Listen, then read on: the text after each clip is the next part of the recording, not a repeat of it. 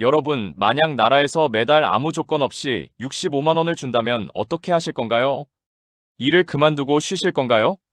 아니면 더 하고 싶은 일을 시작하실 건가요? 이게 단순한 상상이 아닙니다. 지금 전 세계에서 실제로 이 실험이 진행되고 있고, 한국 정부도 진지하게 논의 중입니다. 바로 기본소득 얘기입니다. AI가 일자리를 빼앗는 시대, 나라가 국민에게 돈을 줘야 할까요?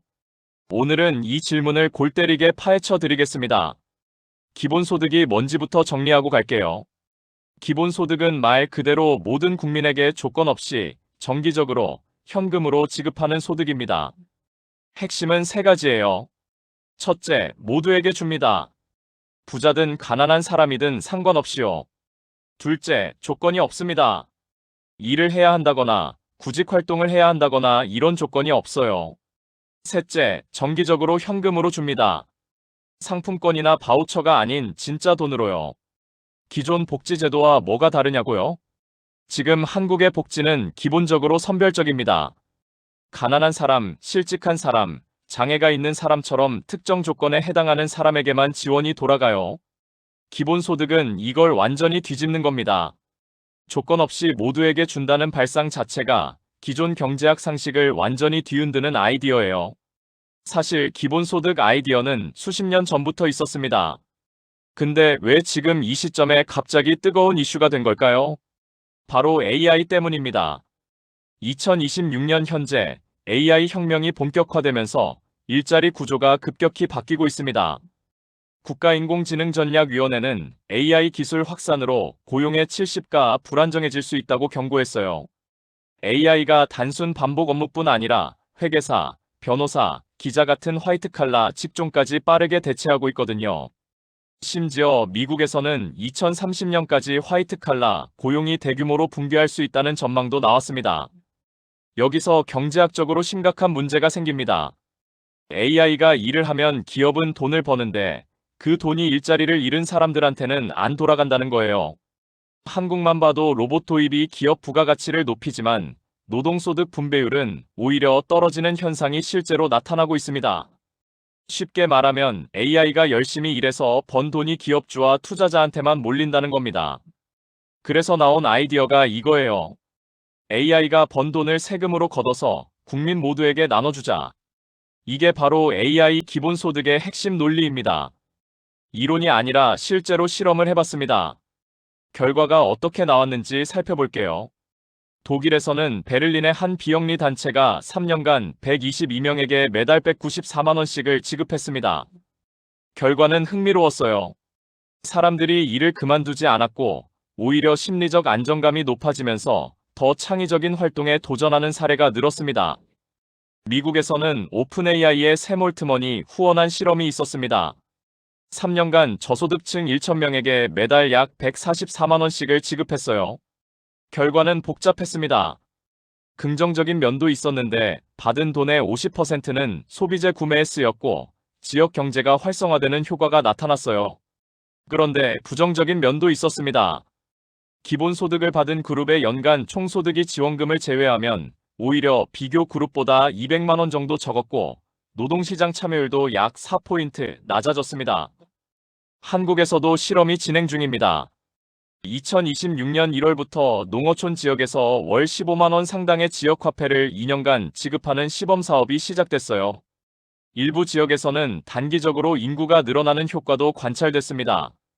그리고 미국에서는 2026년 2월 기준으로 무려 11개 주에서 20개 이상의 기본소득 법안이 제안돼 있을 만큼 전 세계적으로 빠르게 확산되고 있습니다. 그럼 기본소득 찬성파는 어떤 논리를 펼칠까요? 첫 번째 논리는 AI 시대 생존을 위한 필수 안전망이라는 겁니다.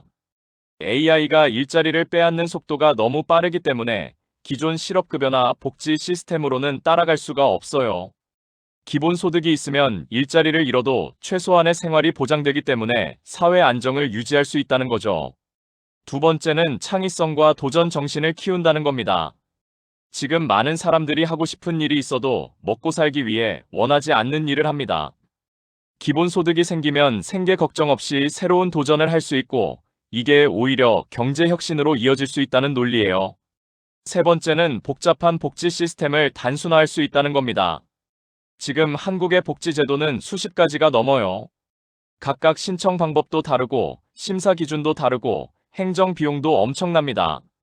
기본소득으로 통합하면 행정 비용을 크게 줄일 수 있다는 주장입니다. 물론 반대하는 쪽도 논리가 만만치 않습니다. 가장 큰 반대 이유는 재원 문제입니다. 한국 국민 전체에게 매달 65만 원씩만 줘도 연간 400조 원이 넘는 돈이 필요합니다. 현재 한국 정부 예산 전체와 맞먹는 수준이에요. 이 돈을 어디서 마련하느냐가 현실적으로 가장 큰 걸림돌입니다. 세금을 올리면 물가가 오르고 결국 기본소득의 효과가 반감될 수 있다는 지적도 있어요. 두 번째는 근로의욕 저하 문제입니다. 실제로 미국 기본소득 실험에서 노동시장 참여율이 낮아지는 결과가 나왔잖아요. 일하지 않아도 돈이 나오면 사람들이 점점 일을 안 하려 할 수 있고 이게 장기적으로 경제 생산성을 낮출 수 있다는 우려입니다. 세 번째는 형평성 문제입니다. 이미 부유한 사람에게도 똑같이 주는 게 과연 공평하냐는 거예요. 그 돈을 진짜 어려운 사람들에게 더 집중적으로 지원하는 게 더 효율적이지 않냐는 반론입니다. 한국도 이 논쟁에서 자유롭지 않습니다. 오히려 한국이 기본소득을 더 진지하게 고민해야 하는 이유가 있어요. 한국은 로봇 밀도가 세계 최고 수준입니다. 노동자 10명당 로봇 1대가 이미 배치된 수준이에요. 제조업에서 자동화가 급속도로 진행되면서 생산직 일자리가 빠르게 사라지고 있습니다. 여기에 AI까지 더해지면서 서비스직, 사무직까지 위협받고 있어요. 국가인공지능전략위원회는 2026년 2월 AI 기본소득 사회 구상을 본격 논의하기 시작했습니다. 당장 전면 도입은 아니지만 AI로 인한 일자리 불안정에 대응하기 위해 실업급여, 직업훈련, 기본소득을 결합한 새로운 사회 안전망이 필요하다는 공감대가 형성되고 있어요. 정치권에서도 로봇세, 즉 로봇을 사용하는 기업에 세금을 부과해서 그 돈으로 기본소득을 마련하자는 아이디어가 나오고 있습니다. 오늘 핵심을 세 줄로 정리할게요. 첫째, 기본소득은 AI 시대의 일자리 붕괴에 대응하기 위한 경제 안전망으로 전 세계에서 진지하게 논의되고 있습니다. 둘째, 실제 실험 결과는 긍정과 부정이 뒤섞여 있어서 아직 정답이 없는 문제입니다.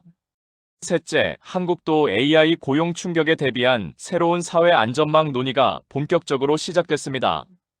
기본소득, 여러분은 찬성하시나요? 반대하시나요? 댓글로 의견 남겨주세요. 골 때리는 경제학은 앞으로도 여러분이 알아야 할 경제 이슈를 쉽고 재미있게 전달해 드릴게요.